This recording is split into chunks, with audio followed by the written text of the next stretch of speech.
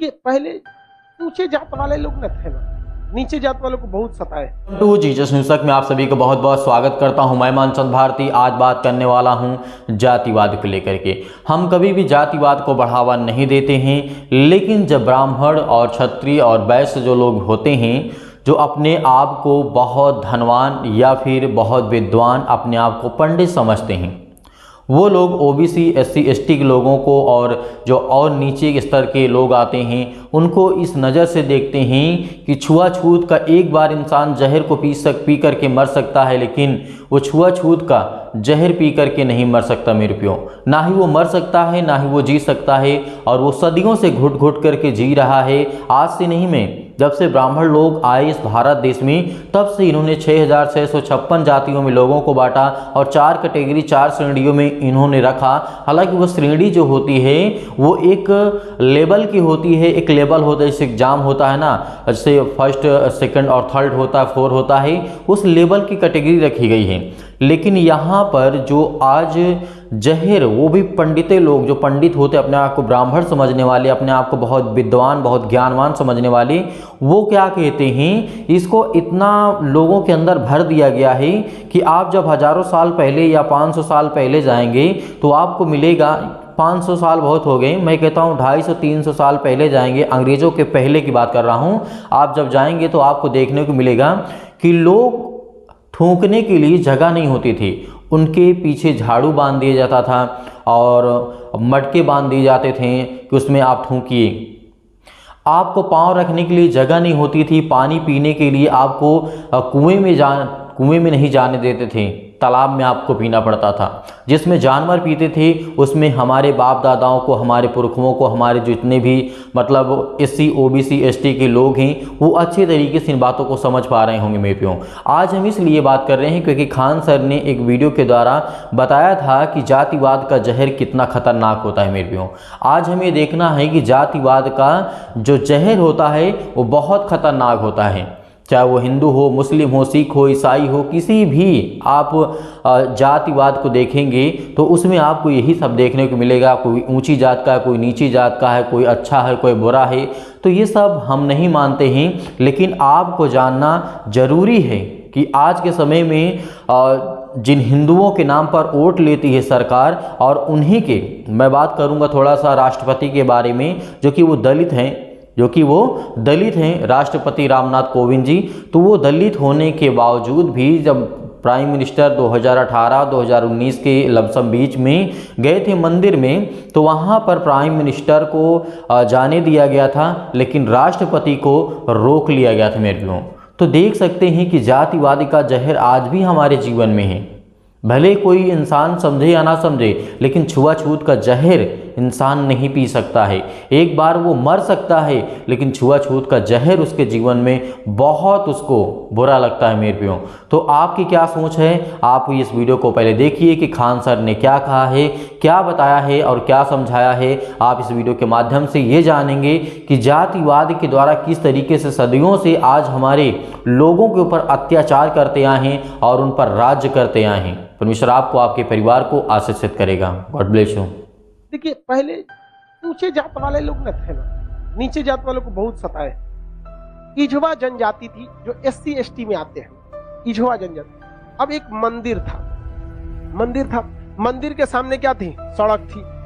तो इजवा जनजाति के लोगों को, यहाँ के लोग जो ऊंचे जात वाले थे, वो कहते थे कि तुम इस सामने से नहीं जा सकते, यहां से तुम प्रवेश नहीं कर सकते।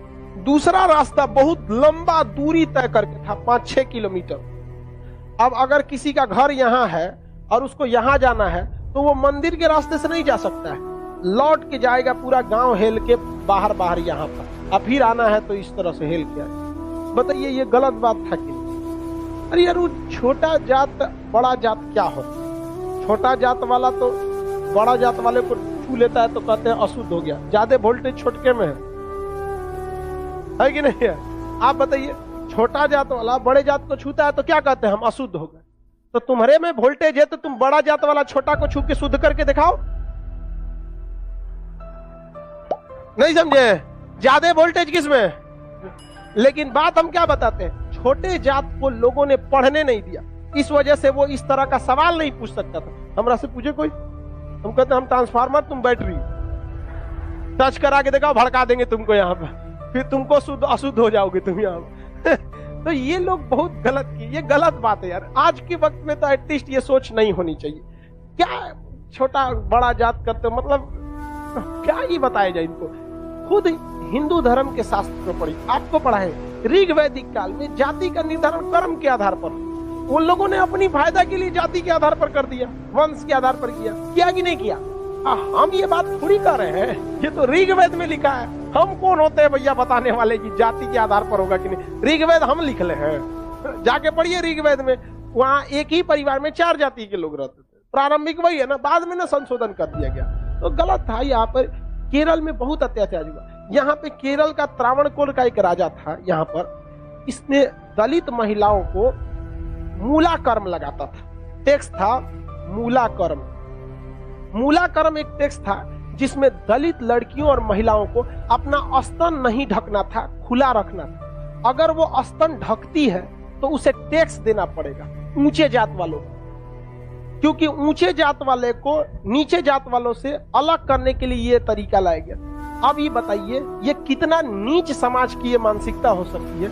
ये आप कह सकते हैं कि जिस भारत में नारियों की पूजा होती है उस भारत में ये मूला कर्म स्तन ढकने के लिए, और वो भी इस नाते कि तुम दलित हो, कितना गलत है। और इसको देखिए, इस पे कोई बहुत बड़ा बवाल आज तक हुआ है नहीं, लेकिन एक मूवी अगर आ जाएगी पद्मावती, या एक बाजीराव मस्तानी, एक कोई मूवी आ जाएगी, या कोई किसी कंपनी का प्रचार आ जाएगा। अभी एक किसी कंपनी का कोई प्रचार आया था दीपावली, उसके लिए बवाल हो गया। कभी इसके लिए बवाल हुआ है?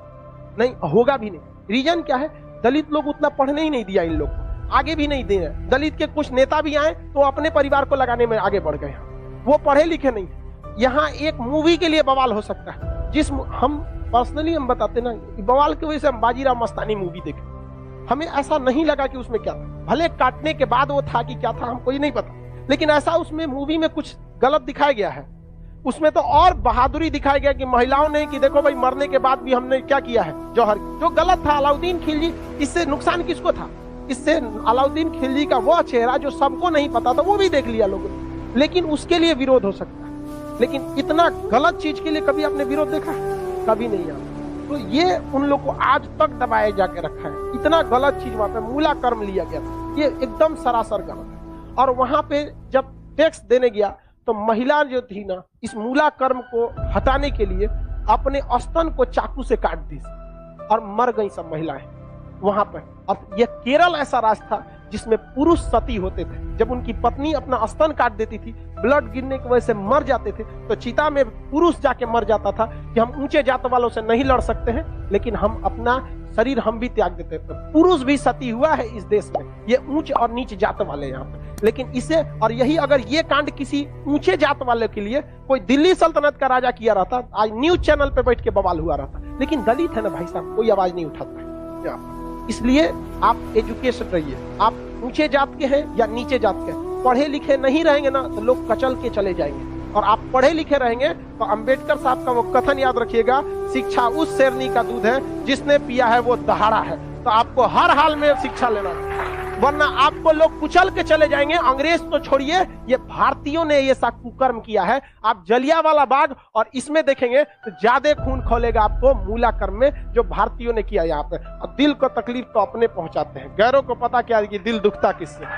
ये देश के लिए आपको शर्म आएगी। हमारी संस्कृति पे जहां हमें नाज होता है, ये हमारी संस्कृति में दाग है, दाग धब्बा है। जिस तरह चांद में भी दाग है ना, हमारी अपनी संस्कृति पे इस दाग को कभी भूल नहीं सकते हैं कि पूरी दुनिया में ये एक ऐसा देश था जहां मूला कर्म लिया जाता है। लेकिन आज भी बहुत हल्के में इसे ले लिया जाता है, हल्के में ले लिया। जानते हैं क्यों? क्योंकि ये दलित के साथ, समझा गया कि नहीं? बहुत ऐसा होता है। कितना आदमी बताएगा, ज्यादा हम भी बोलेंगे तो सोचा हमारा कहेगा तो दलित का फेवर कर, हम पूंजी पे